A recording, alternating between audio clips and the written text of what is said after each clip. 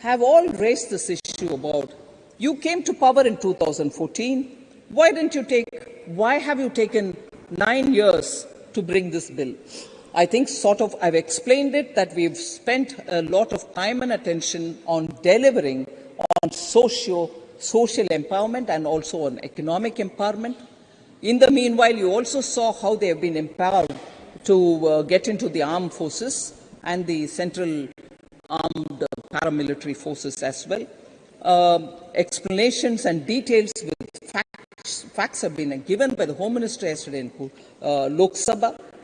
Women have become now job creators. 29 crore women have also benefited because of the Mudra scheme, where 70% of all beneficiaries are women. So there are several schemes which has helped women to come up to some level. That's what we've been doing since 2014. Then there was this question, I think in general, several members have raised, saying, why a special session for this bill? Sir, that simply, we've come into a new complex, new building for Parliament, new India. We would like this Parliament to deal with one of the best bills that it can deal with, where all of us agreed. And I'm glad to say this. I thank from the bottom of my heart for the consideration that all the parties have shown, irrespective of the little reservations they may have, questions they have in their mind, for extending support for this historic bill and this new building as a first bill. Handling this bill is, I think, a very good start for a building which is being built for the next 100 years for the country. Even if delimitation is going to come up with newer members, there's enough space to accommodate a lot of new ones. Sir,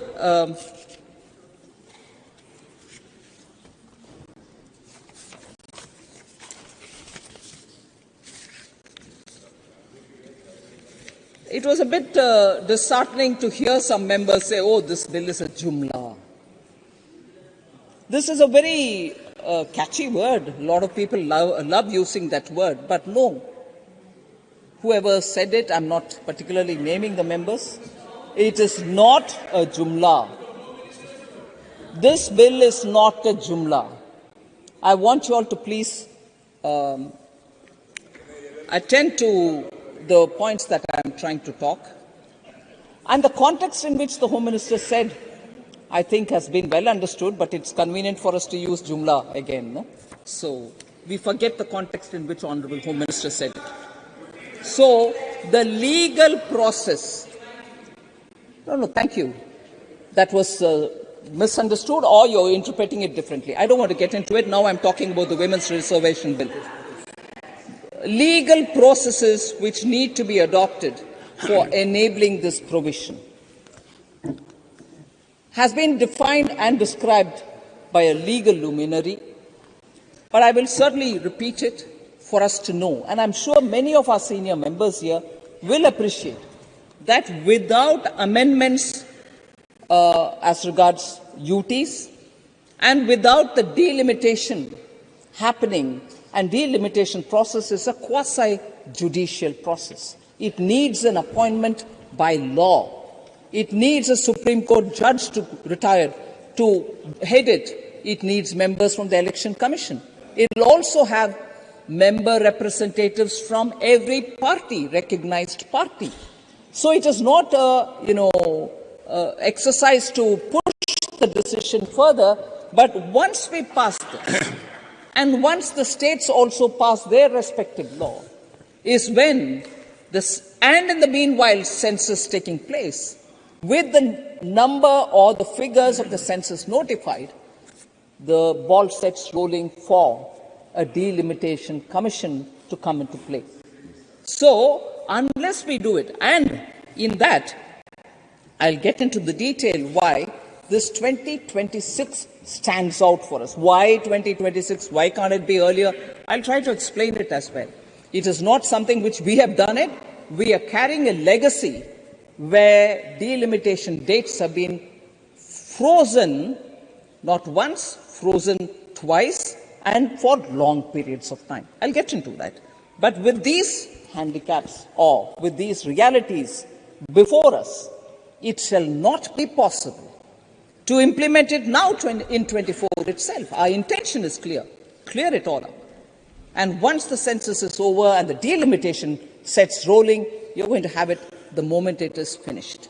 So, no Jumla ma'am, whoever said it, but truly it's going to set that course which was very clearly from a legal side explained. It also says, one of the discussions this morning, sir, saying, why did you have to bring it now? You're going for an election, you're probably worried about the election. No, as I said earlier, it is an article of faith. Whether it is now, whether it is all the 4 times when it was brought to this House, every time BJP has supported the bill. Even that time when it was brought into the Rajya Sabha by Dr. Manmohan Singh, BJP stood out to support the bill. So why would there be any hesitation in our mind? So I just want to be sure that the points that has been raised by some of the members are addressed.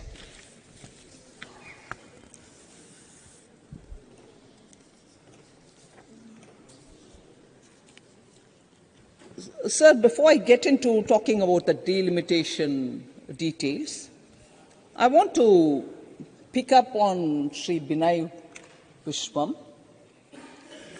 who seems to have forgotten the bill and said many other things about, where are the women, why did you want to form a separate organization aside from RSS, why do you need a Sevika Samiti and so on.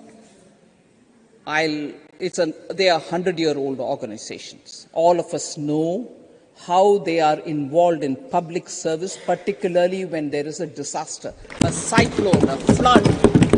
Man and woman are there first. Unclaimed dead bodies, they do the cremation or, as per the law, whatever process for the ultimate end rituals. They are completely dedicated for social service and keeping people together. And if that is worrying the honourable member about why the women have not been taken in RSS. Please, honourable member, I have not given you the floor. Please, sit down. No, don't do it. Please, sir. Why should there be a separate organization? Why they cannot be part of RSS and so on? At least there is an organization keeping all the women working together at par. If you don't mind me, sir, and if you will allow me this little bit of indulgence, and with the honourable member not taking any offence, because he's spoken quite a lot, I'll rather respond with just one fact. Let me ask him, how long did it take for former member Brinda Karat to get into the Communist Politburo? To get into the Politburo, how long did it take for Brinda Karat? Nobody else. It was public debate. It was a public debate to say, Communist Party, you don't have one woman in the Politburo. And it's not as if you don't have women at all. Poor Brinda Karat had to fight her way. And now you're talking about RSS and Sevika Samiti? Please.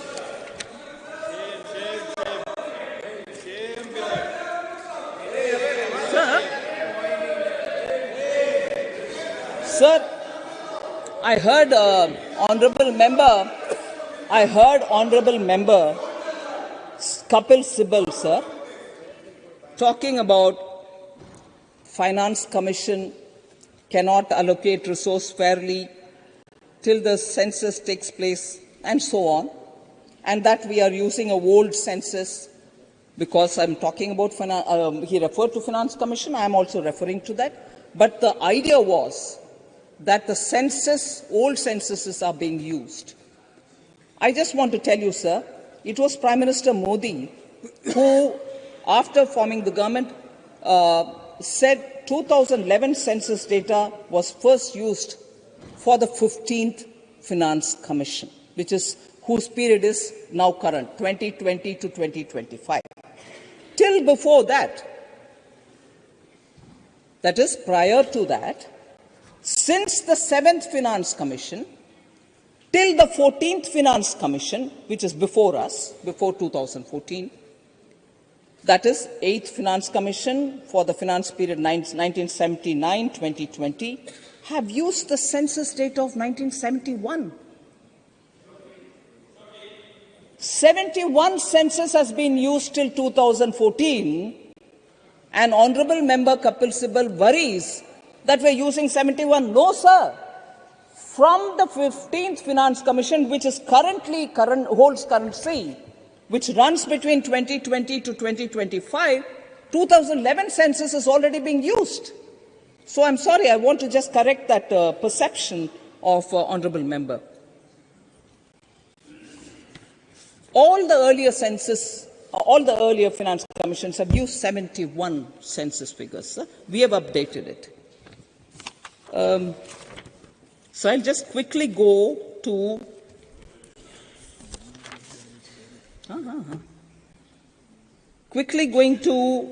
talking on the readjustment of seats. Sir. It's not a problem that we have created. It's not a problem that we suddenly, realize. I would like to trace back as to why readjustment of seats has to go through a particular process, and it's not new problem today. I'm not saying it's a problem, but it is a situation which was created long time ago.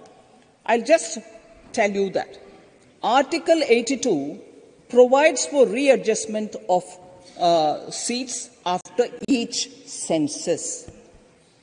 So as per this article, sir, seats of Lok Sabha allotted to the states, as well as division of each state into territorial constituencies, will be readjusted after each census.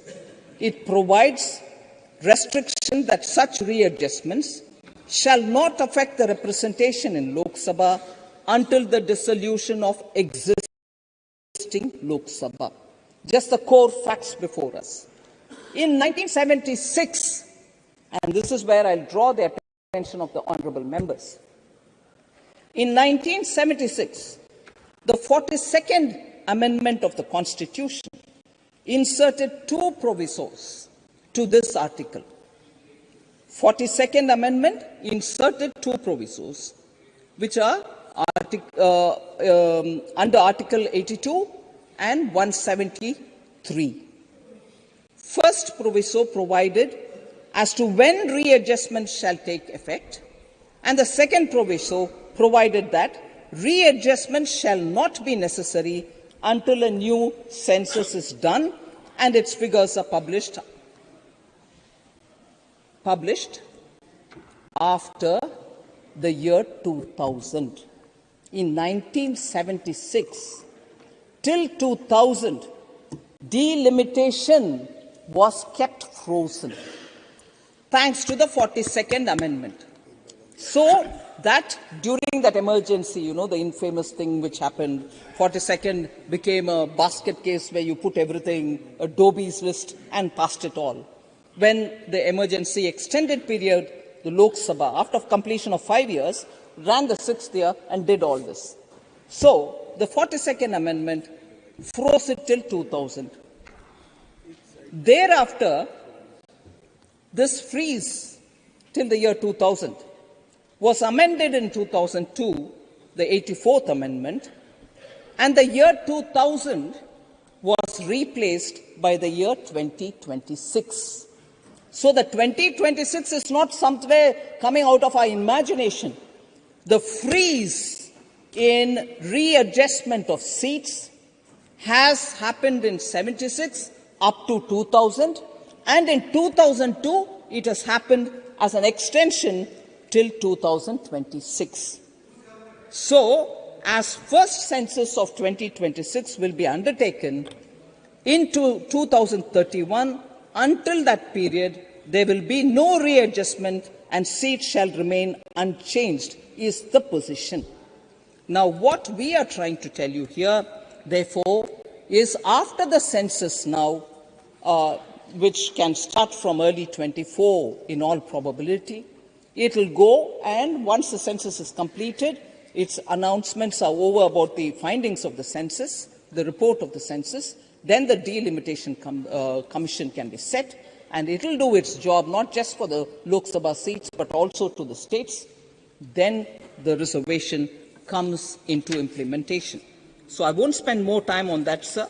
There's one more response I want to give. Shri K.C. Venugopal had mentioned that what happened in 1989, I'm not repeating or quoting his words, broadly, what happened in 1989 when Rajiv Gandhi introduced reservation bill for women in local bodies. Entire BJP gang, if I'm wrong with the expression or words, you may correct me, entire BJP gang opposed it. Stalwarts like L.K. Advani, Atal Bihari Vajpayee, Ram Jethmalani, etc. opposed it. So I just want to go back to actually what happened then. 1989, it didn't get passed. Opposition was there, a lot of opposition happened. Then, of course, as I said, even at the very beginning, it moved to 1991-92, and in 92 it got passed under P.V. Narasimha Rao ji. But what actually happened then? BJP gang? No, I'm sorry. There are others who, it's very interesting to see. Sir,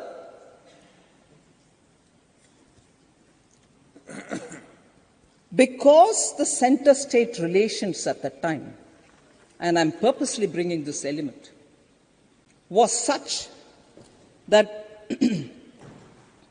it was felt that the Panchayati Raj plan clearly aims at depriving the states of power to manage their own local bodies. This was the narrative which went into the opposition's minds.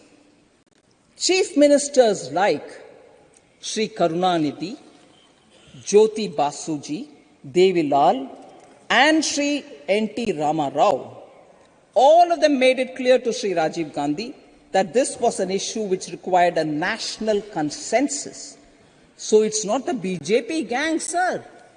All states were standing up to say, sorry, you're taking away our powers.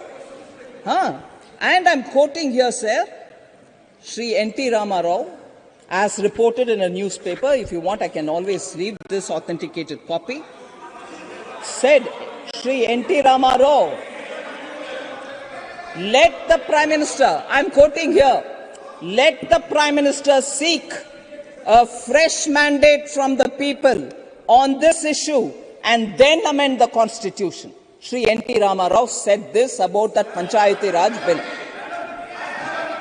Again, sir, I will add, sir, Ramakrishna Hegde ji said, quote, and I'm reading it exactly as the quote is before me. Rajiv now wants to run the villages from Delhi. We won't allow encroachment on the rights of the states. That was Ramakrishna Hegde, sir. Then Saroj Mukherjee from CPM, sir. It's not BJP gang. I'm telling you about CPM also. The CPM's Saroj Mukherjee said, and I'm quoting here, sir, any attempt to reduce the power of the state in the area of local self-government would be resisted, unquote. So, sir, when you don't have a record to justify your center-state relations, and I also do remember the GST debates, you promise something to the states, you don't fulfill it, and the states don't have confidence in your word. GST didn't happen during the period. Whereas that's the confidence Prime Minister Modi could give to the states, and therefore GST was implemented by us. Center-state relations. Center-state relations is a topic on which somebody who used Article 356 to remove state governments, so many number of times, more than 90 times, should not speak at all. Sir, just one last point. Such one last point. Lot of people, sir,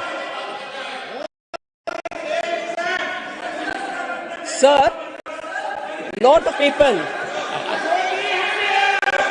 One second. Sir, you want me to sit down? Yes. Sir? No, you want me to sit down, sir? Sorry, sir. You want me to sit down, sir? I request you Is to... this because you want to give them peace? I just want to say something to you, sir, in case you want them to be accommodated for giving explanation or clarification. If it's not preposterous from my side, would you permit me to just say that's exactly what my respected leader of the opposition objected to yesterday when we were timely getting up and saying, no, factually wrong, you're factually wrong, we want to say. I would want to cultivate. Sir, let me finish. I would want to cultivate a habit. And I'm telling you, I would want to cultivate a habit for myself, sir. I'll keep quiet. I'll hear every speaker. And when there is an objectionable comment made, or when there is a factually incorrect statement made, after they finish, I will seek your permission to stand up and rebut it, provided they are here to listen, not if they are walking out. So please, sir, it's a two-way street. Now that you're saying, I'll sit down. No, please conclude. Honorable Finance Minister, please conclude. Can I? Please conclude. I'll come. Sir, just the last 2 points, sir. Just the last 2 points. So there's been a lot of question on why is it that we won't be able to do the OBC like the way we do the SC reservation or ST reservation. There is no specific mention of electoral reservation in the Constitution for OBCs as it is mentioned for the SCs and STs.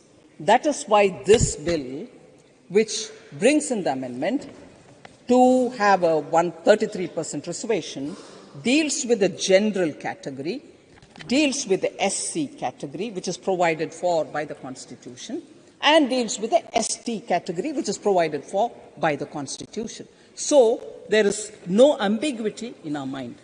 So the last point, which is a bit of a disappointment for me, which is a very worrying thing for me, I seek your indulgence and allow me to say this, which is really not what I want, believe me, but I'm sure many of us wouldn't want that in the upper house. So this morning, I heard insinuations passed against the Prime Minister and Honorable Home Minister. Initially, I didn't think it was meant for them, because it was very metaphorically said about, some men came, they carried money bags, they were also with money, media, muscle power, and misogyny. Sir, I would want this to be finished, and anyone who has an objection can please speak after that.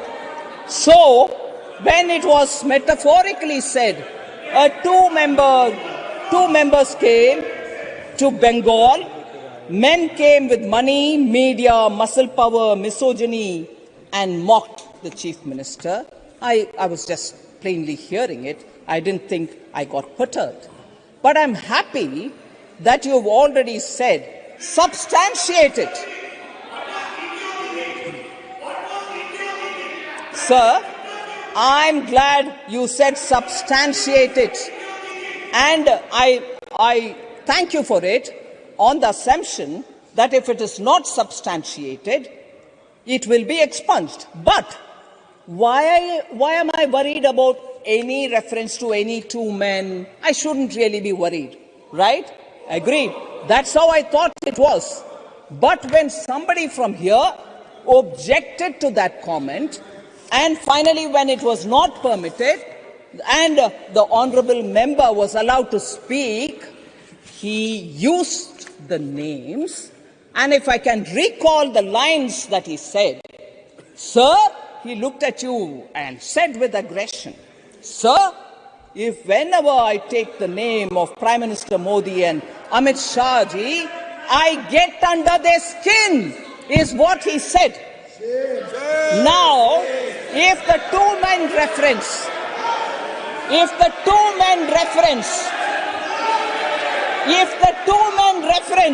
was without any name, I will not be bothered. But when somebody protested it from here, the true thought was betrayed. The true thought was betrayed. And the true thought was Prime Minister's Modi name and Amit Shah's name. Whenever I take it, which is what the honorable member said, whenever I take it, I get under their skin. So everything ties up. Everything ties up. I would humbly request you, sir, that that document be provided here, corroborated, substantiated. If the money, muscle man and the media have come, or else apologize and the remark be expunged. Thank you very much.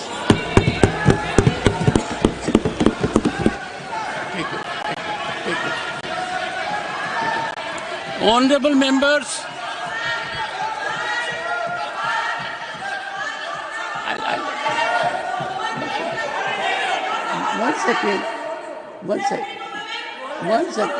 One second. Take your seat. Honorable members, take your seat. Please take your seat. Take your seat. No. Don't do it. Nadimal, don't do it. You are not in a forest area. You are in this house.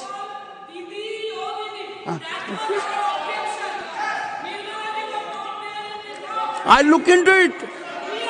Dola Sen, madam, I look into it. Sit down. Honorable members, after a long gap, if I take my tenure of 1 year, one second. Honorable members, please. Honorable members, I express my deep sense of gratitude for memorable, stimulating debate with emotive. I'm coming to that. Can't you have some patience? Can't you have some? What gives you the impression I will not give you the floor? Don't see a ghost in every dark corner. I am expressing something that after a long time we have had very involved debate.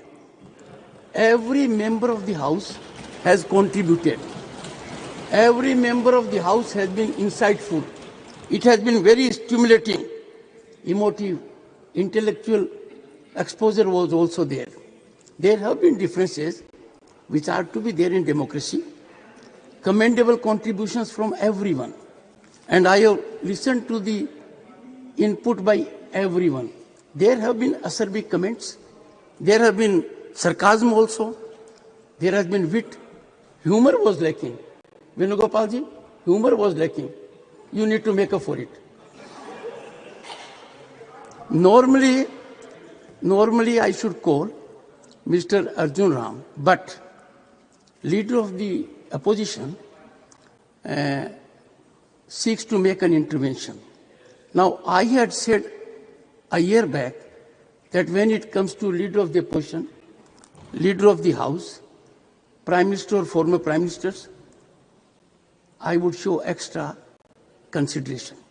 I am therefore allowing leader of the opposition to make an intervention. Okay. It's a good suggestion, sir. Good suggestion. Sir, very reasonable suggestion. पर थोड़ा हंस कर कहिए sir. Yes.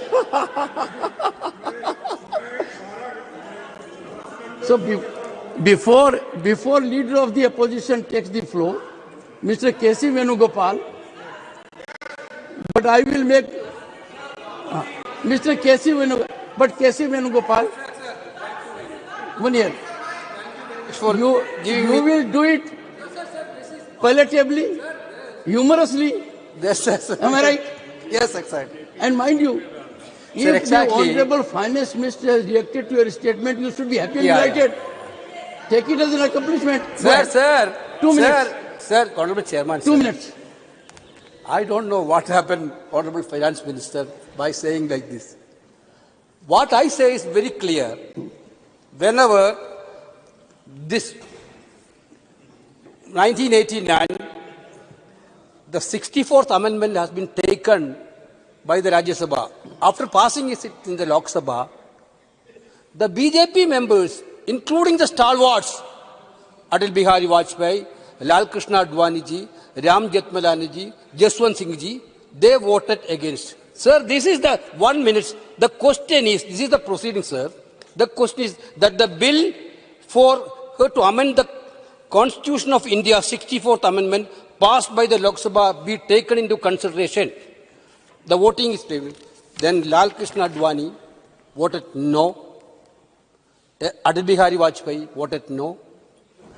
Jaswant Singh voted no. This is only I told, sir. Your stand is very clear. Then why Honorable Finance Minister putting the responsibility on other party's shoulder? I am asked about her party stand only. She has to clarify that stand, BJP stand. I didn't ask. So it's happy ending. One point of view, another point of view. Yes, obviously. It is at the suggestion of the Honorable Leader of Opposition that I gave opportunity to Mr. K.C. Venugopal. Sir, your intervention. Sir और sir, आप दिल मिला दोगे, सबके दिल मिला देना.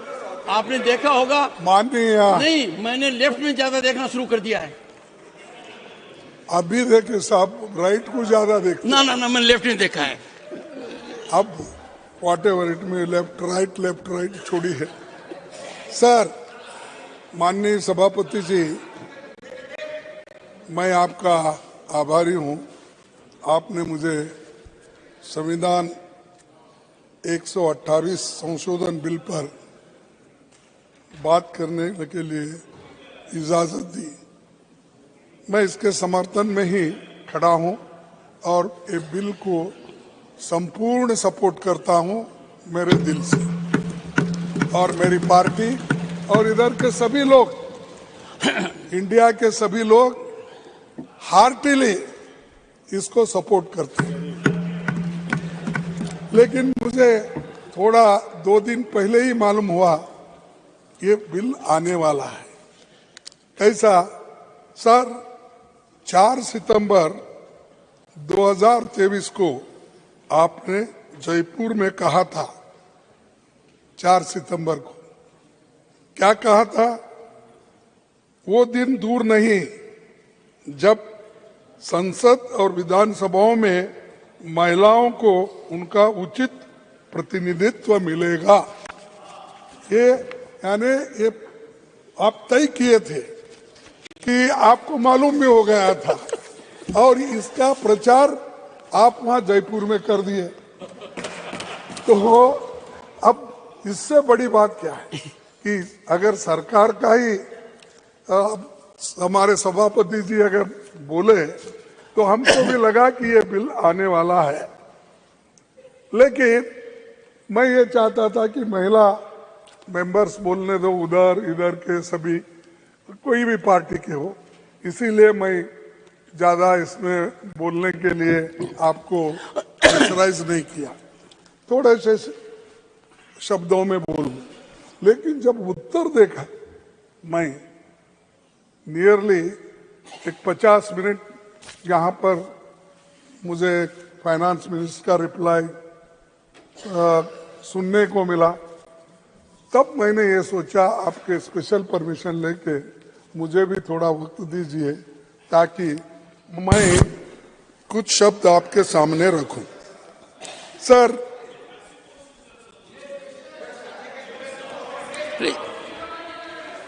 Please listen to the leader of the opposition. Sir मैं इससे The शुरू Honorable करता हूं। Finance Minister was heard with rapt attention. Sir Please. Sir मैं एक कविता से शुरू करता हूं। सर, आपकी कविता बड़ी गंभीर होती है।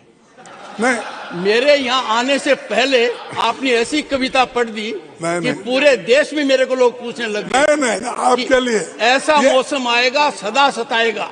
नहीं, मैं आपके लिए नहीं, आपके लिए नहीं, किन्हीं के लिए, ये इस बिल के ऊपर ही बोलूंगा। ठीक है।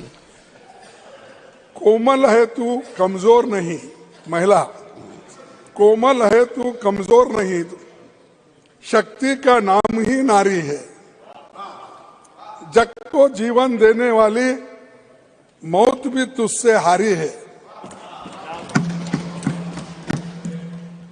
सतियों के नाम पे तुझे जलाया गया, मीरा के नाम पे जहर पिलाया गया, सीता जैसी अग्नि परीक्षा भी हुई, जग में अब तक जारी है, जग में अब तक ये सारी चीजें जारी है। बहुत हो चुका अब मत सहना, बहुत हो चुका अब मत सहना, तुझे इतिहास बदलना है, कोमल है कमजोर नहीं तू, शक्ति का नाम नारी है। तो इसीलिए इस शक्ति को और हम बढ़ावा दे रहे हैं, सभी लोग सपोर्ट कर रहे हैं और सभी सपोर्ट में सभी ने बात किया। सर, मैं बहुत से पहले से बहुत आंकड़े भी लाया था, लेकिन समय की कमी रहने से मैं बोल नहीं सकता, क्योंकि उन्होंने जो अचीवमेंट बताया, अपने क्या क्या अचीवमेंट हो गए, वहाँ पर होम मिनिस्टर बताए, वहाँ पर अपने लोकसभा में, यहाँ पर फाइनेंस मिनिस्टर बताए, लेकिन हमने क्या किया वो भी मैं बताना चाहता था, लेकिन मैं वो नहीं चाहता, क्योंकि ये बिल स्पेशल है, महिलाओं के लिए है, स्त्री शक्ति के लिए है, इसीलिए इसमें मैं डेवलपमेंट लाकर मिक्स करके उसको खराब करना नहीं चाहता था, क्योंकि बात किधर की हो रही है और बिल के ऊपर होना चाहिए और जल्दी पास होता था। लेकिन उन्होंने ये किया, गैस दिया, रोड दिया, फलाना सब चीजें आ गई। अब ठीक है, उनको बोलना था वो बोल सकते हैं, लेकिन सभापति महोदय जी, मेरे को एक ऑब्जेक्शन इसमें है। इस बिल का क्लॉज 5 कहता है कि आरक्षण तभी लागू होगा जब डिलिमिटेशन एक्सरसाइज पूरी हो जाएगी। इस बिल का क्लॉज 5 कहता है कि आरक्षण तभी लागू होगा जब डिलिमिटेशन एक्सरसाइज पूरी हो जाएगी। डिलिमिटेशन भी जनगणना प्रक्रिया के पूरे होने के बाद कराई जाएगी। डिलिमिटेशन भी जनगणना प्रक्रिया के पूरे होने के बाद कराई जाएगी। मतलब महिला आरक्षण से पहले 2 अनिवार्य शर्त रखी गई है, एक जनगणना है, दूसरा डिलिमिटेशन है। ये होने तक तो ये इम्प्लीमेंट ही नहीं होगा। और आप इतने क्रेडिट लेने की कोशिश कर रहे हैं, तो ये तो आपने फेंक दिया कि चलो ये चलने दो। मैं ये नहीं कहता, जैसा कि होम मिनिस्टर साहब एक बार बोले थे 15-15 लाख देंगे, 2 करोड़ नौकरियां देंगे, ये सब कुछ बोले थे। फिर बाद में उनको पूछा गया कहाँ है हमारे 2 करोड़ नौकरियां, कहाँ है हमारा 15 लाख।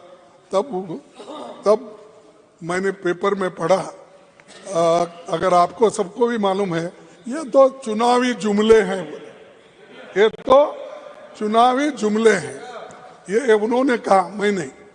तो ये भी ऐसा नहीं होना कि अब बिल तो इंट्रोड्यूस हो गया, हम सब सपोर्ट कर रहे हैं, यहाँ पास होगा, फिर जुमला नहीं होना ये भी। तो मैं ये चाहता हूं इम्प्लीमेंट करो। इम्प्लीमेंट करने के लिए हम सभी आपको अनकंडीशनली सभी सपोर्ट कर रहे हैं, क्योंकि हम चाहते हैं। और दूसरी चीज, सवाल ये है, महिला आरक्षण को जनगणना और डिलिमिटेशन से जोड़ने की जरूरत नहीं है। आप कर सकते हैं अगर, क्योंकि बहुत से चीजें हम अपोज भी किए तो बिल पास हो गए। यहाँ पर आपको मालूम है, लेबर बिल्स पूरा पास हो गए, किसान बिल पूरे पास हो गए, 750 लोग मर चुके, वहां पर बॉर्डर पे रहे बैठे हुए थे। लेकिन नहीं, किसान बोले तो एक दिन में नहीं बोल रहा हूँ, जब वो बैठे थे 1 साल 2 साल बैठे थे हर जगह, उसका बोल रहा हूँ। सब्जेक्ट तो इतना रहने के बावजूद भी आपने वो किसान बिल तो पास किया, तो इसको भी ऐसा करना चाहिए था। हमको पूछ रहे ना, आप क्यों नहीं करे, फिर आप क्यों नहीं करे 10 साल से? मैं पूछता हूं, अगर आप ये कर सकते हैं, दूसरे कानून 1 साल में नोटबंदी कर सकते हैं, ये क्यों नहीं कर सकते?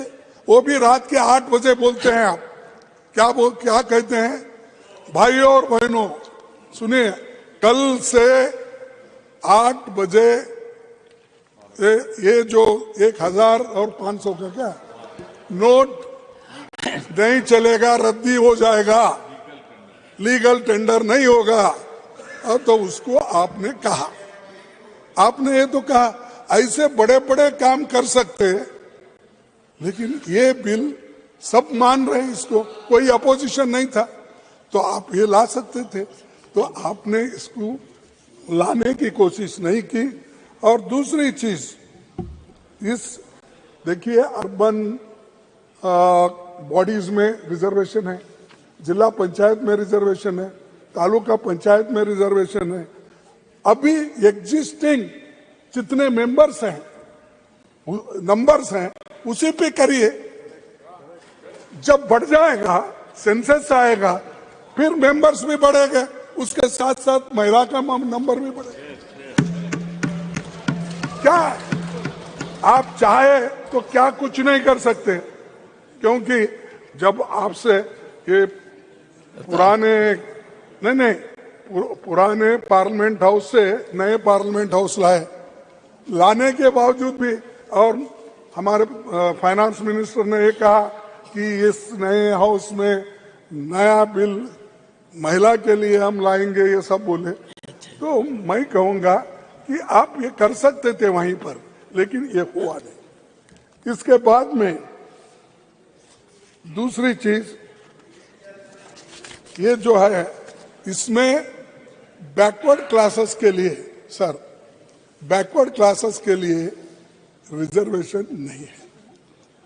ये तो SC ST के आंकड़े हैं, उसके अनुसार अगर 100 सीट है, उसमें से 110 या 30 सीट है SC ST का, 1/3 इजीली आप कर देंगे, या रोटेशन में कर सकते हो तो कर सकते, किसी और तरीके से।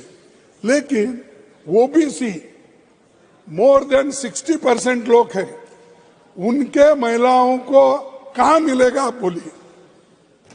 उनके महिलाओं को अगर मिलना है तो संविधान अमेंडमेंट करके या इसमें उसको अमेंडमेंट में ला के ही उनको दे सकते हैं। तो भाई दोनों हो गए हैं, तो उसमें आप वो करना चाहिए, लेकिन आप वो छोड़ दिए तो बाकी यूं ही। तो अब क्या होगा जनरल में, सिर्फ महिला रिजर्वेशन में मैं अपोज नहीं कर रहा हूं, मैं सपोर्ट करूंगा, लेकिन आप बैकवर्ड क्लासेस को क्यों छोड़ रहे हैं? उन महिलाओं को क्यों छोड़ रहे हैं? उन महिलाओं को क्यों नहीं दे रहे? क्या उनको और पीछे ढकलना चाहते हैं? क्या और उनको आपके साथ नहीं लेना चाहते? तो इसीलिए ये जरूरी है, इसीलिए तो हम इसी के ऊपर आपको प्रश्न भी पूछे और बात भी की। और ये कब इम्प्लीमेंट होगा? क्या 1 साल में होगा, 2 साल में होगा, 6 साल में होगा, 8 साल में होगा? नहीं साहब, थोड़ा मेरे को थोड़ा तो कंसेशन दीजिए। फाइनेंस आपने 5 मिनट के लिए कहा था सर। हाँ, तो ये नहीं, आपने 5 मिनट के लिए कहा था। 5 मिनट चलो साहब, अब अनदर 3 मिनट। नहीं साहब, 5 ऐसा बोल के मैं फिर 0 बोला था।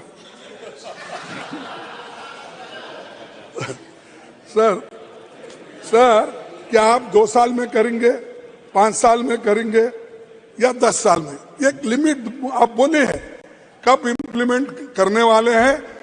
आप तारीख बताइए, साल बताइए, क्योंकि कमिटमेंट है आपके पास। आपने ही बोला अगर कमिटमेंट है तो हमको साल बताइए, महीना बताइए, डेट तो बताइए कम से कम, इस वक्त हम करेंगे, ये महीने में करेंगे। और नहीं तो क्या होगा, ये एक जुमला होगा। तो ये आपको जरूर सोचना है। और इस राष्ट्र निर्माण में हम लोग महिला को अगर आगे बढ़ाना है तो 75% लोग जो SC, ST और बैकवर्ड क्लास के मिलके हैं, इनको डिनाई करे जैसा होता है। अगर आप उधर ध्यान नहीं देंगे तो बड़ा मुश्किल हो जाएगा। सभी इमोशनली बात करने से नहीं होता। आप प्रैक्टिकल करो ना, तो दूसरों को मत पूछिए आपने क्या किया, मैंने गलती किया, फिर आपने भी कर रहे क्या? मैं गलती का छोड़ो, मेरे को शिक्षा मिली, फिर आप क्यों नहीं कर रहे? सिर्फ भाषण देना है क्या आपका काम? क्या कहीं गलती है तो उसको सुधारना है, आप बोल सकते ना। तो ये मेरे को ये कहना है। और आपको खास करके मैं ये बताना चाहता हूं कि ये जो बिल में कमियां हैं, इसको आप, जैसा कि हमारे एक सदस्य ने कहा, भाई आज पास हो जाए, कम से कम विंटर सेशन में तो लाओ। सॉरी, हाँ, समर से, हाँ, नेक्स्ट सेशन में लाइए, लाकर इसको दुरुस्त करिए और दे। हम सपोर्ट करने के लिए तैयार है। जैसा आज हाथ उठाए वैसा उस वक्त भी हाथ उठाएंगे, लेकिन लाइए। सिर्फ क्या है, हमारे पास बोलते हैं कन्नड़ा में मूगी तुप्पा चतुर बोले तो, यानी सिर्फ ये क्या है, नाक को घी लगाए बोले जैसा। तो ये नहीं होना, बताना एक, करना एक, ऐसा ये ठीक नहीं है। क्या शाह साहब अगर चाहे होम मिनिस्टर कर सकते हैं, लेकिन वो बोले कि मैं जा रहा हूं उधर, छोड़ दिया हमको तो अच्छा लगे। Thank you sir, thank you. नहीं साहब, जो लोग डिसीजन लेने वाले हैं यही लोग हैं। किसी मिनिस्टर को डिसीजन लेने का हक नहीं, इसीलिए पावर नहीं है, इसीलिए। अरे मुझे मालूम है किसके पास क्या पावर है। Please let us keep calm. Sir, मैं और एक बात आपसे कहूंगा, तो ये बहुत से चीजें हमारे ऊपर नुक्ताचीनी हो गई। 9 मई 2008 और कमिटी और फरवरी 2010, तो ये सभी हुआ। और उसके बाद में आपने कहा ये हमारे पास ये आरक्षण, ये बिल जो था, इसको हराया गया कैसा? ये 9 मार्च 2010 को 186 वोटों के भारी बहुमत से पास हुआ था, लेकिन उसको बाद में लोकसभा में हार हो गई। लेकिन मैं यही कहना चाहता हूं, अब यहाँ तो हारने का सवाल नहीं है, तो उसीलिए मैं कहूंगा कि आप ओबीसी को लाइए। और बहुत मैं नहीं, हमारे जो बीजेपी के अध्यक्ष नड्डा साहब हमको इतना टॉन्ट मार रहे थे कि 3 ही बैकवर्ड क्लास के लोग सेक्रेटरीज हैं। आप पीछे का लेके देखिए, अब जब लोग वहां पर SC ST के भी सेक्रेटरी भी नहीं बन सकते, प्रिंसिपल सेक्रेटरी नहीं बनते, डिसीजन कैसा लेते? इवन जॉइंट सेक्रेटरी पोस्ट पे नहीं है, सब आरएसएस के लोगों को वहां लाके भर दिए हैं और वहां पर भर के जो आता वो स्क्रूटनी करने के बाद वो फाइल आगे जाता है और हर मिनिस्टर के पास एक आदमी बैठा हुआ रहता है खड़गे जी, आरएसएस से जुड़ा हुआ। खड़गे जी, तो ये जो है ये अच्छा नहीं है। इसीलिए मैं आपसे विनती करूंगा कि सेक्रेटरीट में एससी एसटी के लोग रहना, ओबीसी के लोग रहना और इसमें आप ज्यादा से ज्यादा महिलाओं को रिप्रेजेंटेशन देने के लिए ओबीसी को आप करना चाहिए, ये मैं कहूंगा।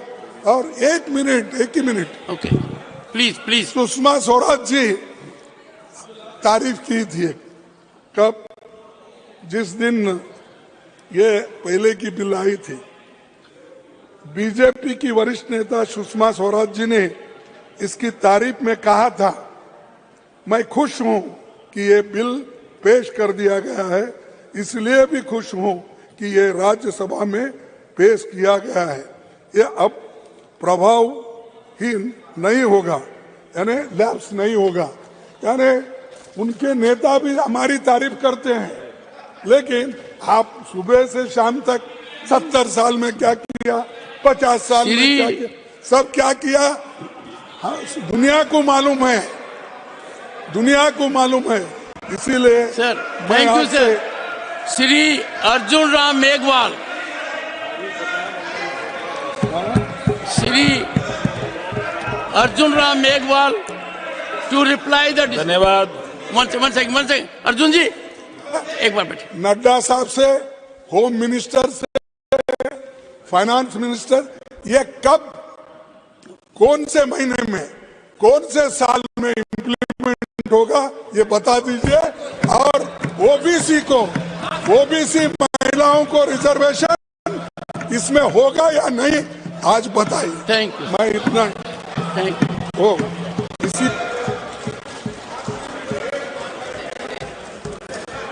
अर्जुन राम जी प्लीज एक बार टेक योर सीट।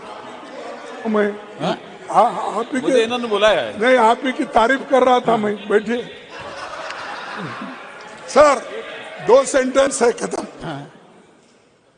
महिला दिन की रोशनी ख्वाबों को बनाने में गुजर रही।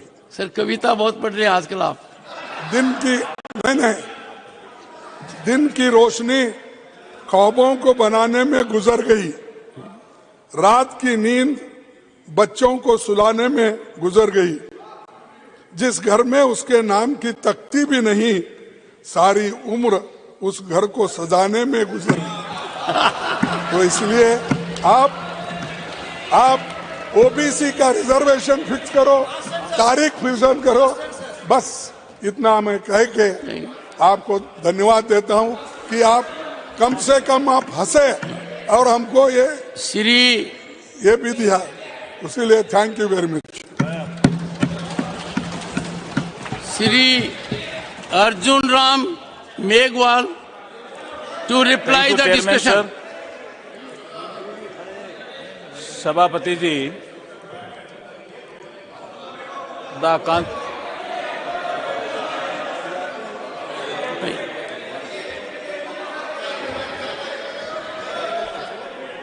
No. Okay, nothing will go on record now. The Constitution, no, Honorable Minister. 128th Amendment Bill.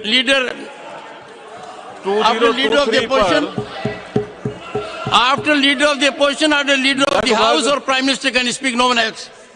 Leader of the opposition has concluded this side. No, please. Arjun Ram Meghwal ji. Nothing else will go on record except what the Honorable Minister Arjun Ram Meghwal says. Sabhapati Mohoday, the Constitution 128th Amendment Bill 2023 नारी शक्ति वंदन के संबंध में जो चर्चा आज आपने प्रारंभ की, अनुमति दी, उसमें रंजीता रंजन से लेकर के निर्मला सीतारमण जी और मल्लिका अर्जुन खड़गे जी सहित 72 सदस्यों ने इसमें भाग लिया है। मैं सभी सदस्यों का धन्यवाद करता हूं और सबने करीब करीब मुझे लगता है इस बिल का समर्थन किया है, इसलिए मैं सबका आभार भी प्रकट करता हूं।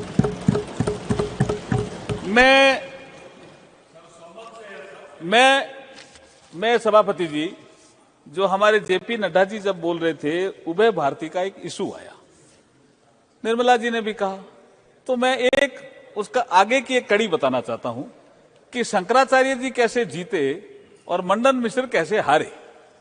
क्योंकि उभय भारती को मार्केट जाना पड़ गया या बाहर कहीं जाना पड़ गया, तो दोनों बहस कर रहे थे, डिबेट कर रहे थे, जैसे अभी संसद में डिबेट हो रही है।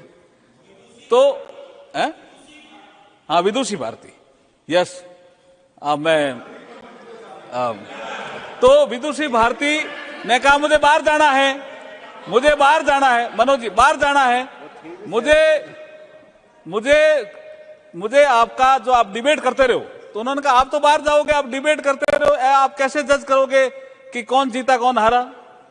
लेकिन विदुषी भारती ने क्या किया, 2 फूलों की नेचुरल मालाएं, एक अपने पति को पहनाई और एक शंकराचार्य जी को पहनाई, और जब 3-4 घंटे बाद वापिस आई तो उन्होंने अपने पति को हारा हुआ डिक्लेयर किया और शंकराचार्य जी को जीता हुआ डिक्लेयर किया। तो अपने पति ने पूछा कि ऐसे कैसे किया, तुम तो बाहर थी। उन्होंने कहा मैंने खुशबू की जो फूलों की माला थी नेचुरल, वो आप दोनों को पहना के गई। डिबेट के दौरान आपको गुस्सा आ गया, जिससे आपकी माला सूख गई, और शंकराचार्य जी गुस्सा नहीं आया, इसलिए वो माला सूखी नहीं। इसलिए विदुषी महिलाओं का ये जो काम है, अगर ऐसी महिलाएं आएगी संदर्भ में तो निर्णय सात्विक होंगे, हमें भी ज्ञान देंगे और अच्छा निर्णय करने पाने में हम सक्षम होंगे। ऐसा बिल मोदी जी ने के नेतृत्व में हम लेकर के आए। सबने अपने समर्थन जताया। अब आप खड़गे जी को अभी गुस्सा आ रहा था, केसी वेणुगोपाल जी को आ रहा था। मैं अब अगला बिंदु सर, ये सारा अधिकतर बता दिया। माननीय मंत्री जी, आप सौभाग्य हैं, आपका परम सौभाग्य है कि आपके बिल का समर्थन पूरे सदन ने किया।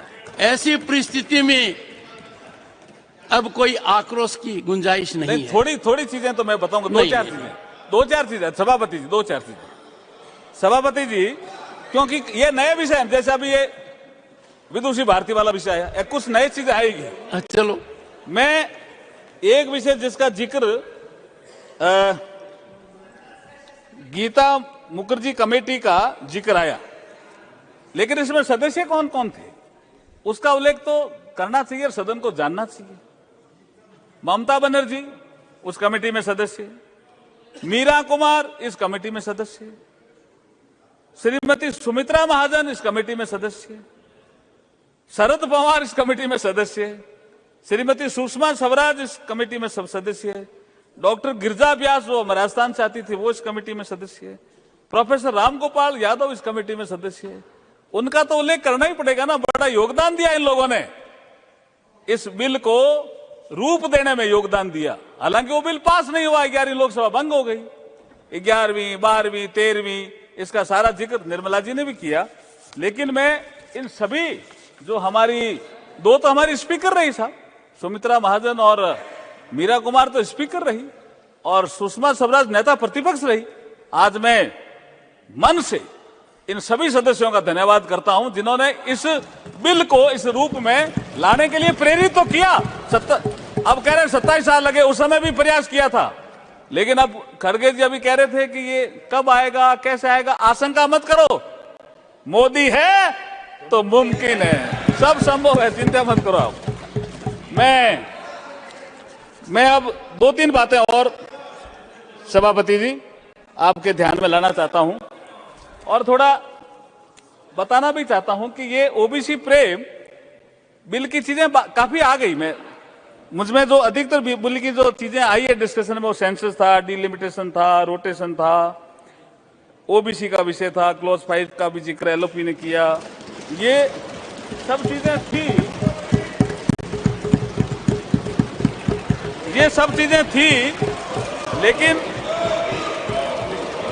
लेकिन आपके अचानक ये ओबीसी प्रेम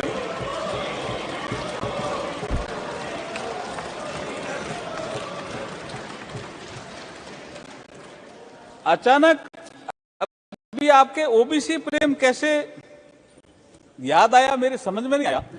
आप तो बाबा साहब भीमराव अंबेडकर जी को मानते हैं। 1951 में बाबा साहब ने नेहरू मंत्रिमंडल से इस्तीफा दिया था और उसमें उन्होंने 4-5 कारण गिनाए थे, लेकिन एक कारण यह भी गिनाया था कि नेहरू जी आपने वादा किया था कि ओबीसी समाज के लिए, वेयरफेयर के लिए मैं कमीशन बनाऊंगा। आपने कमीशन नहीं बनाया, इसलिए मैं इस्तीफा दे रहा हूं। तब से आप तो ओबीसी के खिलाफ थे। अब अभी कैसे प्रेम जाग गया आपका? तब से लेकर के और जो संवैधानिक दर्जे का मामला था वो भी प्रधानमंत्री मोदी जी के कालखंड में हुआ, आपके कालखंड में तो वो भी नहीं हुआ। कैसे आपने पता नहीं प्रेम आपका जाग गया? ये राजनीतिक कारण से जागा होगा। मैं एक विषय योजनाओं का जिक्र आया, उसमें एक चीज सभापति जी कहना चाहता हूं।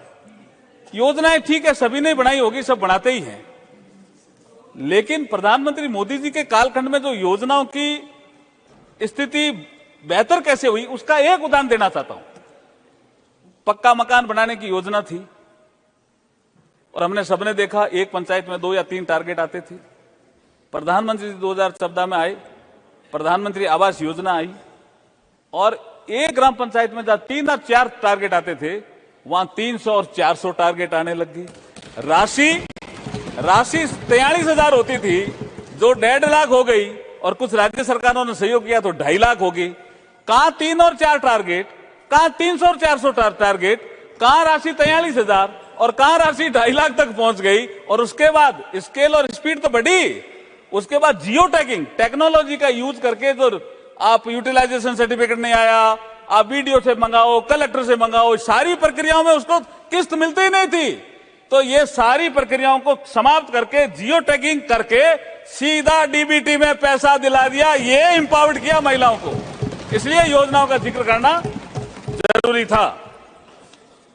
हमारे प्रधानमंत्री जी का जो नारा, कोई विषय आया कि आप अलग अलग सोचते हैं, होलिस्टिक अप्रोच से सोचते हैं प्रधानमंत्री जी, इसलिए प्रधानमंत्री जी ने नारा दिया सबका साथ, सबका विकास, सबका प्रयास और सबका विश्वास। ये हमारा मूल मंत्र है सरकार का काम करने का। होलिस्टिक अप्रोच में सोचते हैं। इसलिए मैं कहता हूं कि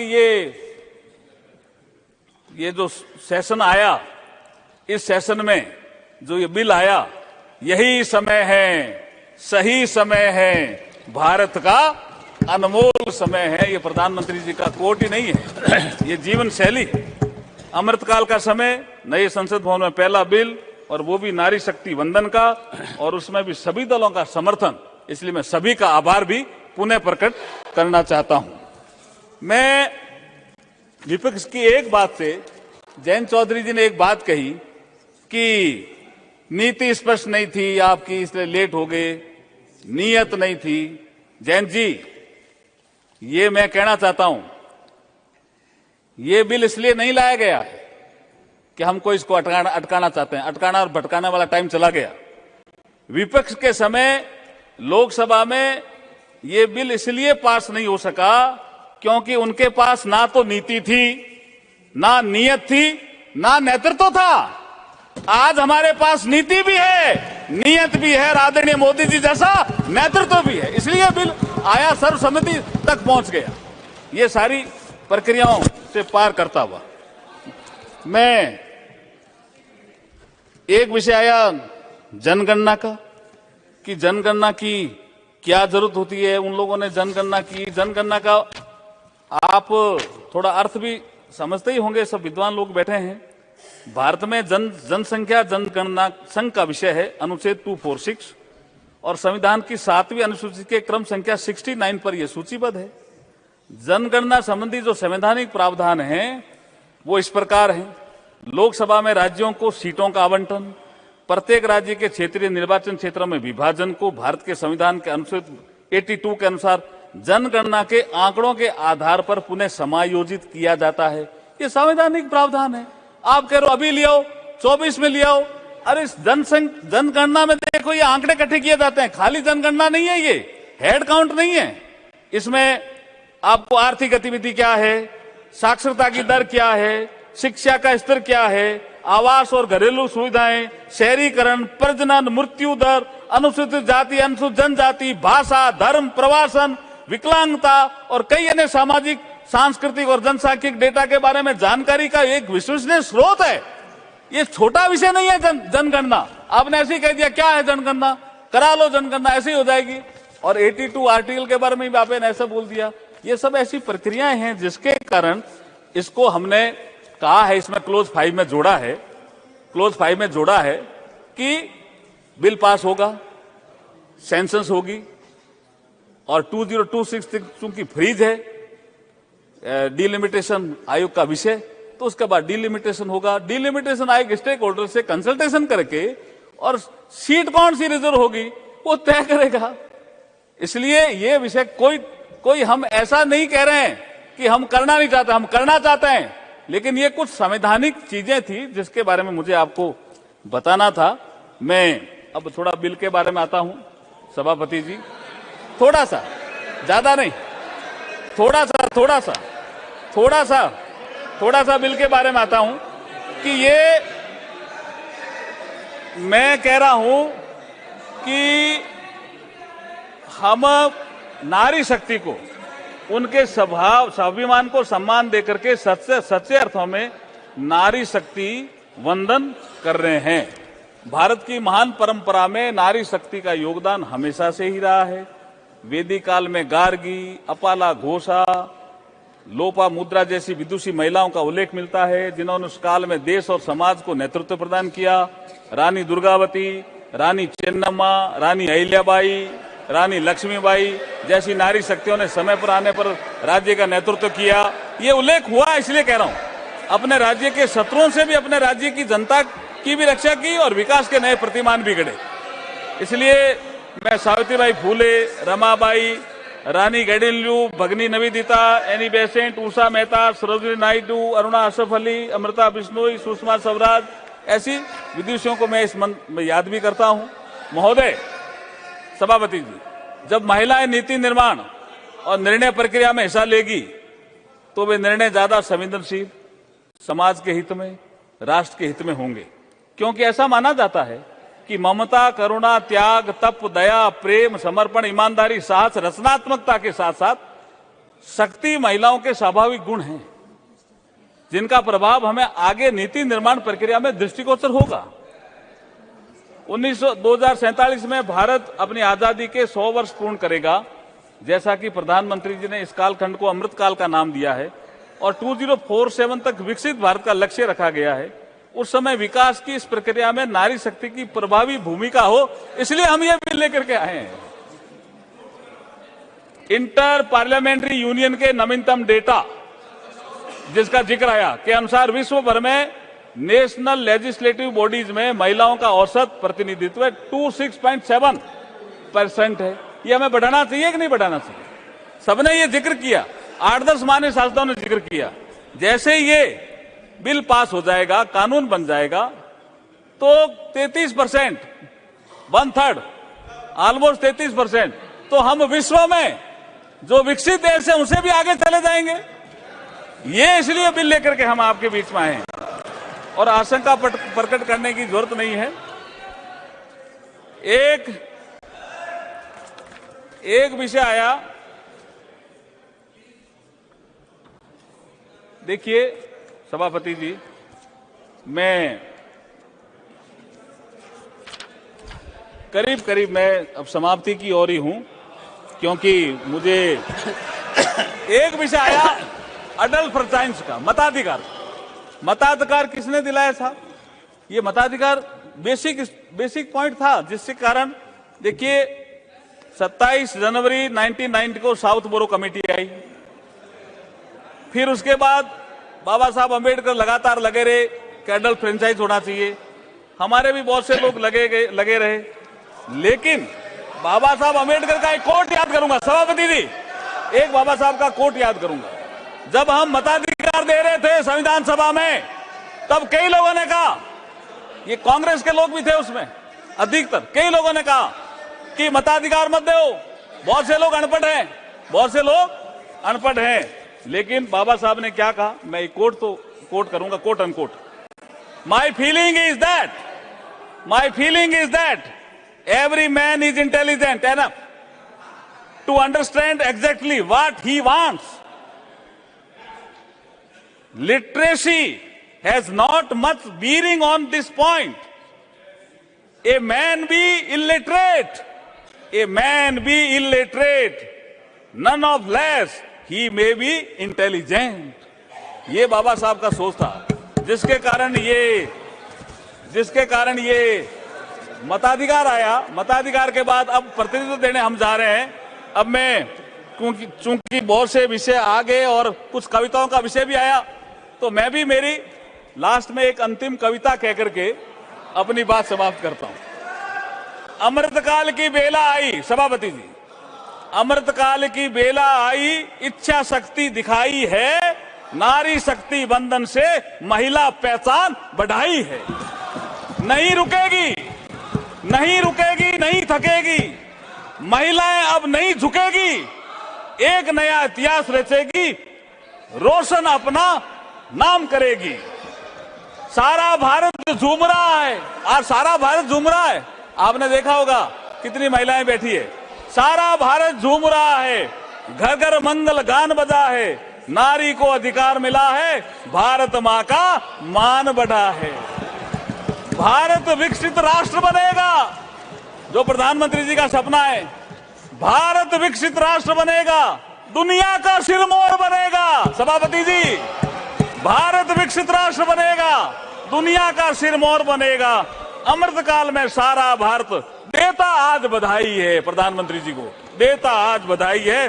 अमृतकाल की बेला आई, इच्छा शक्ति दिखाई है, नारी शक्ति बंधन से महिला पहचान बढ़ाई है। प्रधानमंत्री मोदी जी को हम सभी बधाई और धन्यवाद भी देते हैं कि आपने ऐसा नेतृत्व दिया जिसके लिए बिल आया। मैं अब चाहूंगा कि इस बिल को आप कंसिडरेशन के लिए लें। बहुत बहुत धन्यवाद।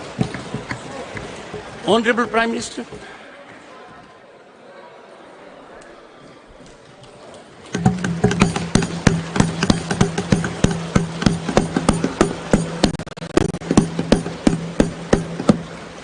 आदरणीय सभापति जी, 2 दिन से अत्यंत महत्वपूर्ण इस विधेयक पर विस्तार से चर्चा हो रही है। करीब 132 माननीय सदस्यों ने दोनों सदन में मिलाकर के बहुत ही सार्थक चर्चा की है और भविष्य में भी इस चर्चा का एक एक शब्द आने वाली हमारी यात्रा में हम सबको काम आने वाला है। और इसलिए हर बात का अपना एक महत्व है, मूल्य है। मैं सभी माननीय सांसदों ने अपनी बात के प्रारंभ में तो पहले ही कहा है कि हम इसका समर्थन करते हैं और इसके लिए मैं सबका हृदय से अभिनंदन करता हूं, हृदय से आभार व्यक्त करता हूं। ये जो स्पिरिट पैदा हुआ है, ये स्पिरिट देश के जन जन में एक नया आत्मविश्वास पैदा करेगा और हम सभी माननीय सांसदों ने और सभी राजनीतिक दलों ने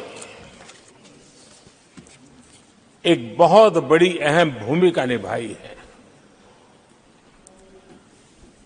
नारी शक्ति को एक विशेष सम्मान सिर्फ विधेयक पारित होने से मिल रहा है ऐसा नहीं है।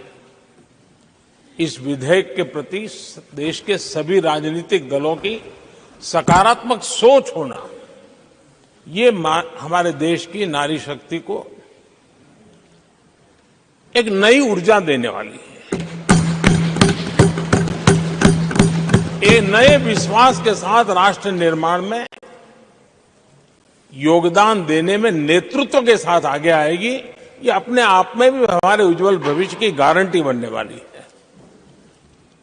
आदरणीय सभापति जी, मैं इस सदन का समय ज्यादा लेता नहीं हूं। मैं सिर्फ जो भावना आपने व्यक्त की है उसके लिए आभार व्यक्त करता हूं। और जब मतदान होगा तो मेरा आप सबसे आग्रह है कि ये उच्च सदन है, चर्चा भी उत्तम करने का प्रयास हुआ है। अब मतदान भी सर्वसम्मति से करके हम देश को एक नया विश्वास दें। इसी अपेक्षा के साथ मैं फिर एक बार सबका हृदय से बहुत बहुत धन्यवाद करता हूं।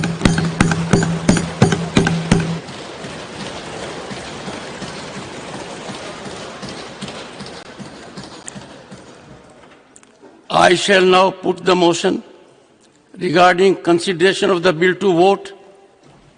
The question is that the bill further to amend the Constitution of India as passed by Lok Sabha be taken into consideration. Those in favor will please say aye. Those against will please say no. I think ayes have it.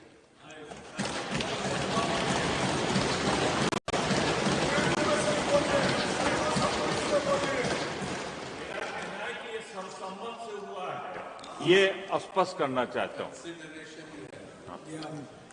Point well noted. Very heartening together.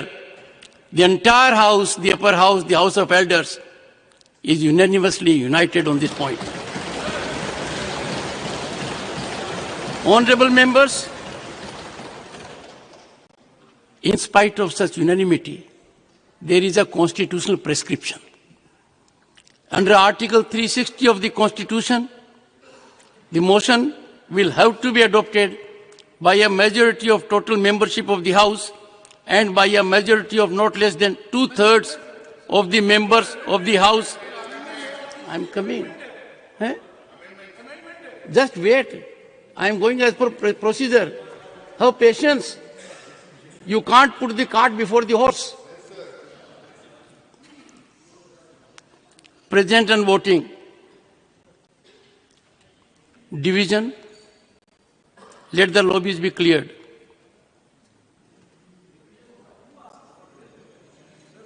Secretary General will now explain the voting procedure.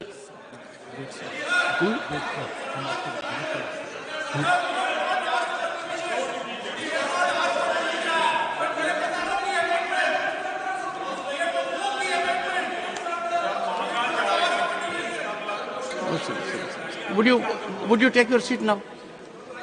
Honorable members, it is a constitutional prerogative. Please, I am so happy Mr. Chidambaram has given right counsel, and that is for a change. Secretary General will now explain the voting procedure. Honorable members, for your convenience, I shall explain the voting procedure by automatic vote recording system. It may please be noted that each member has a multimedia device, MMD for short, at his desk. This MMD has an integrated mic and voting console containing 3 buttons: yes for ayes, no for noes, and abstain on the right-hand corner. There is also a separately situated button, Vote Secure, provided on the bottom left-hand corner of the multimedia device. In order to further facilitate the members, I will now explain the step-by-step method and precautions to be followed by each member in casting their votes. Step 1, I will announce that the voting process will start now. Step 2, the voting process starts and ends with a gong on a large screen hall display in the two corners of the chamber. The countdown time of 10 seconds in reverse counting order will be visible to the members on their respective multimedia devices.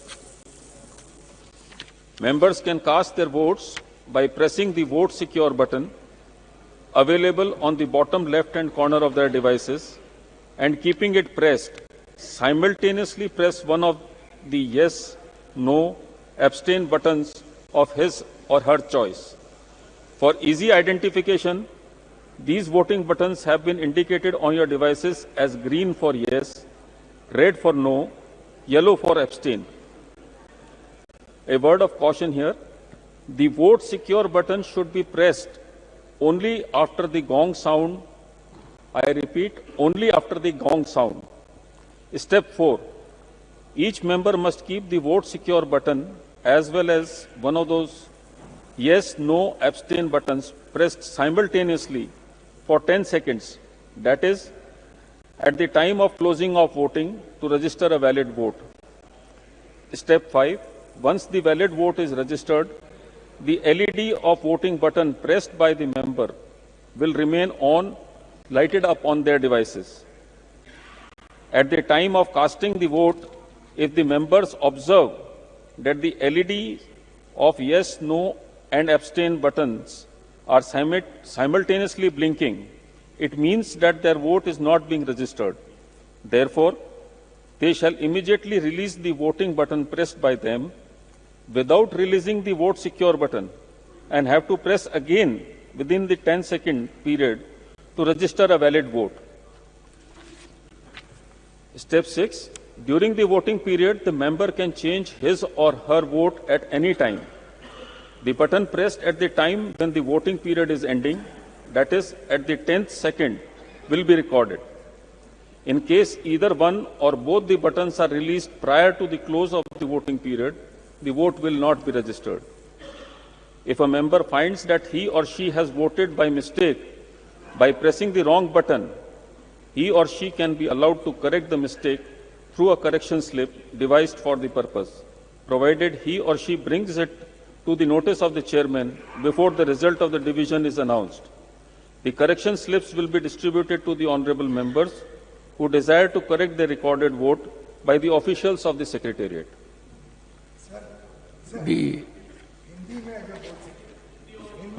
Yes. I will. The Secretary General may now explain voting procedure in Hindi. माननीय सदस्यगण, आपकी सुविधा के लिए मैं स्वचालित मतांकन प्रणाली द्वारा मतदान प्रक्रिया समझाऊंगा।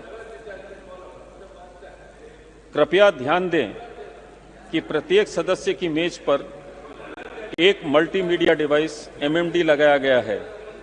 इस एमएमडी में इंटीग्रेटेड माइक और वोटिंग कंसोल लगे हैं, जिसके दाईं और कोने में 3 बटन हैं, हाँ के लिए यस, ना के लिए नो और एब्सटेन।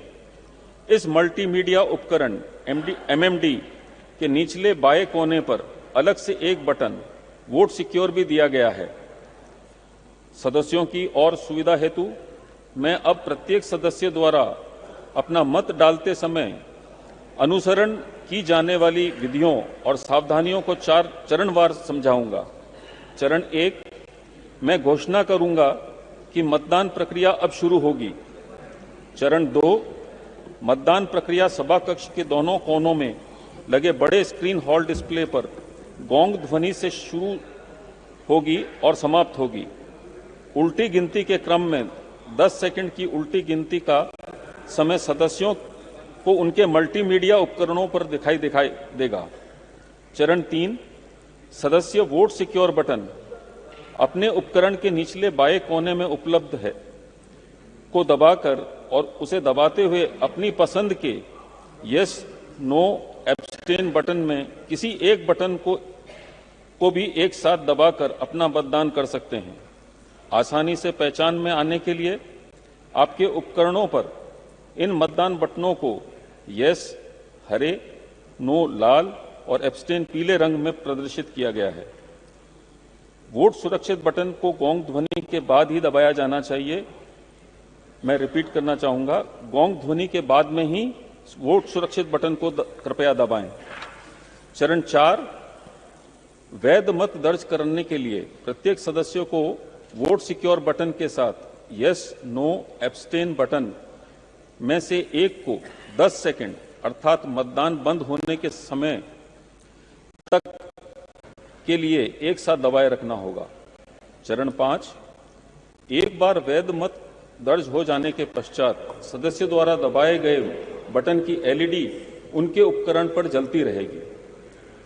मतदान करते समय यदि सदस्य यह पाते हैं कि यस, नो, एब्सटेन बटन की एलईडी एक साथ ब्लिंक कर रही है, तो इसका मतलब है कि उनका मत दर्ज नहीं हो रहा है। इसलिए वे स्वयं द्वारा दबाए गए मतदान बटन को तुरंत छोड़ दें, वोट सिक्योर बटन को छोड़े बिना, और तत्पश्चात वैध मत दर्ज करने के लिए 10 सेकंड की अवधि में पुनः बटन को दबाएं। चरण 6, मतदान अवधि के दौरान सदस्य किसी समय अपना मत बदल सकते हैं। मतदान की अवधि समाप्त होने के समय अर्थात 10वें सेकंड में दबा कर रखे गए बटन का मत ही दर्ज होगा। यदि मतदान अवधि समाप्त होने से पहले कोई एक या दोनों बटन छोड़ दिए जाते हैं तो मत दर्ज नहीं होगा। यदि किसी सदस्य को पता चलता है कि उन्होंने गलती से गलत बटन दबाकर मतदान कर दिया है, तो उन्हें गलती सुधारने के उद्देश्य से तैयार की गई सुधार पर्ची के माध्यम से गलती को सुधारने की अनुमति दी जा सकती है, परंतु इसके लिए उन्हें मत विभाजन का परिणाम घोषित किए जाने से पूर्व इसे सभापति के ध्यान में लाना होगा। अपने दर्ज मत को सही करने के इच्छुक मान्य सदस्यों को सुधार पर्चियां सचिवालय के कर्मचारियों द्वारा वितरित की जाएंगी। Honorable members, I would like to inform you that as we are doing voting electronically, honorable members would have to be seated in their respective seats. Honorable members from Lok Sabha may like to occupy the vacant seats indicated so on the multimedia device. Alternatively, they may sit in the space between the two seats. The question is that the bill further to amend the Constitution of India as passed by Lok Sabha be taken into consideration. Those in favor will please say aye. Aye. Those against will please say no. I think the ayes have it. The ayes have it. Division. Secretary General. Honorable members, I am starting the voting process. The voting time starts now.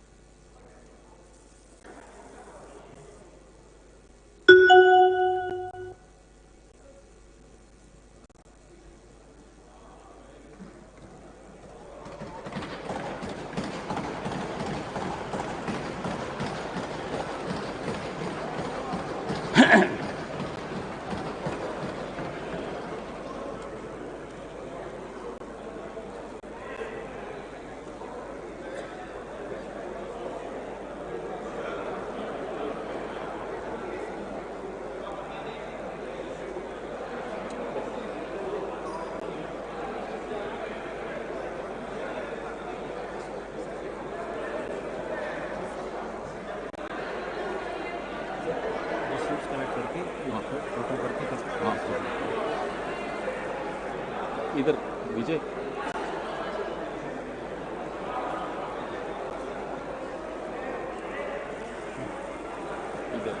हाँ हाँ वो दे रहे हैं सब, दे रहे हैं।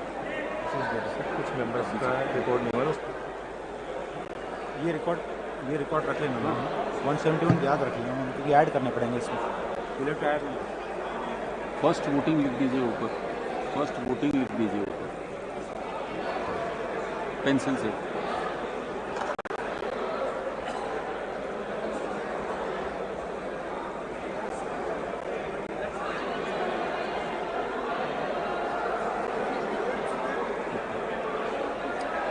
दीपक, ये front row पूरा नहीं हुआ है, जरा देखो जरा।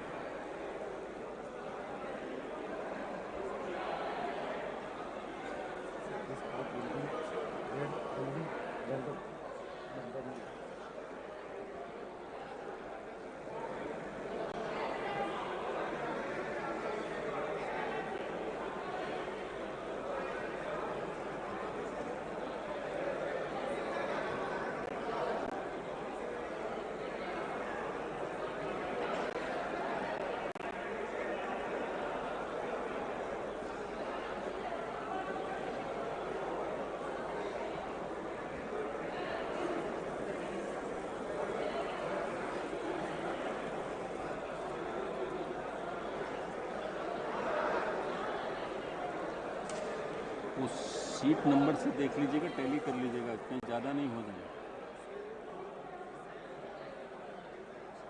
नहीं नहीं, हाँ वही वही।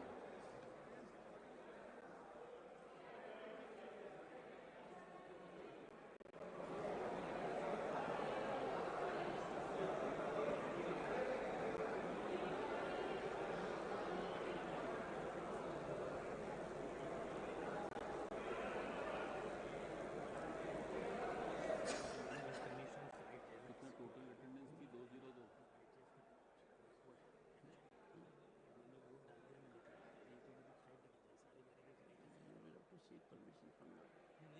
Only 31 are missing. हाँ तो कितने हैं काउंट कर लीजिए।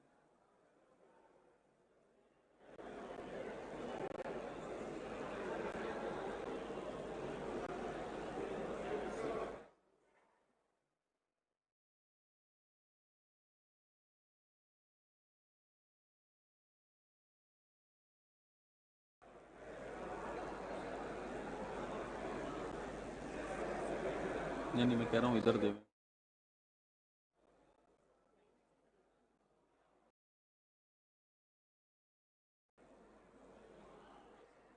नहीं नहीं,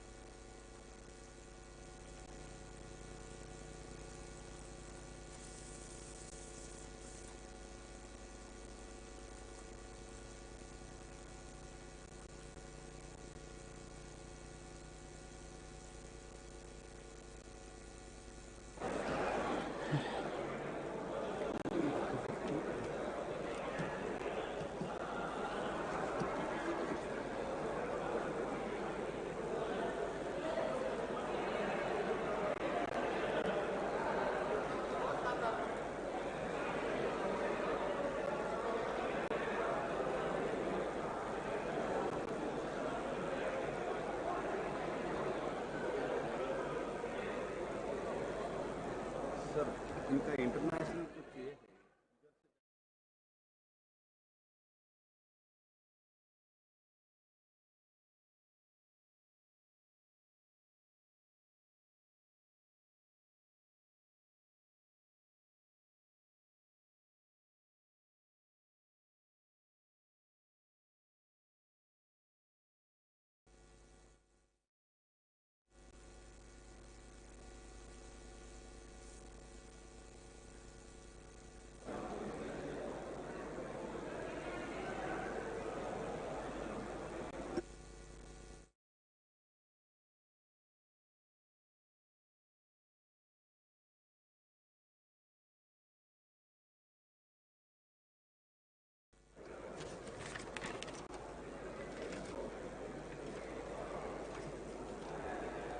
Don't.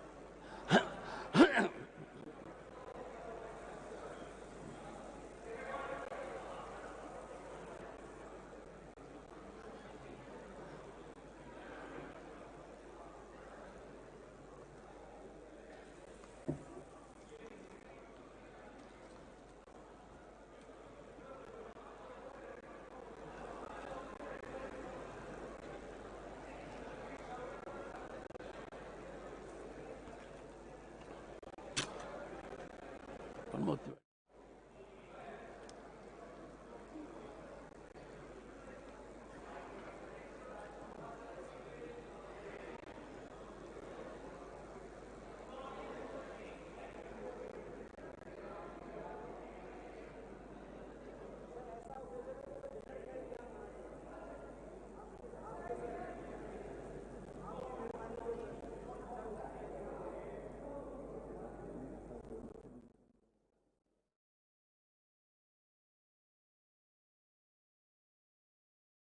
At my house, I was his guardian in Mayo College,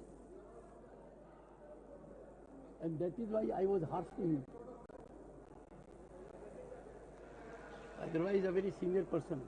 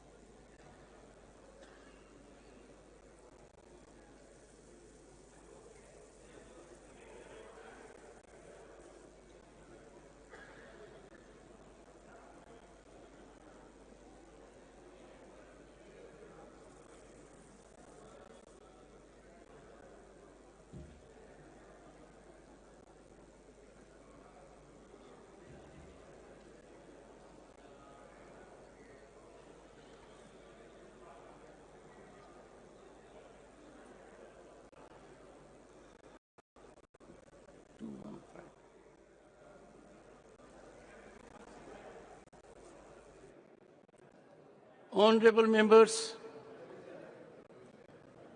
subject to correction, ayes 215.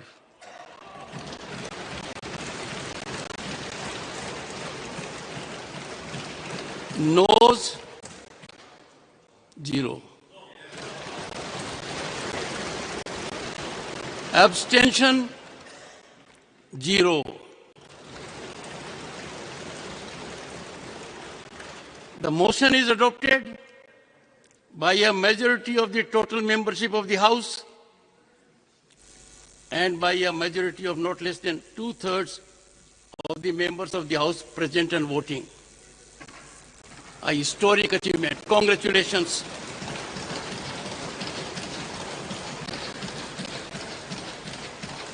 Honorable members, it is only a coincidence. मन कंचन है, यह संयोग ऐसा है, हिंदू रीति विधि के अनुसार माननीय प्रधानमंत्री जी का आज जन्मदिन भी है।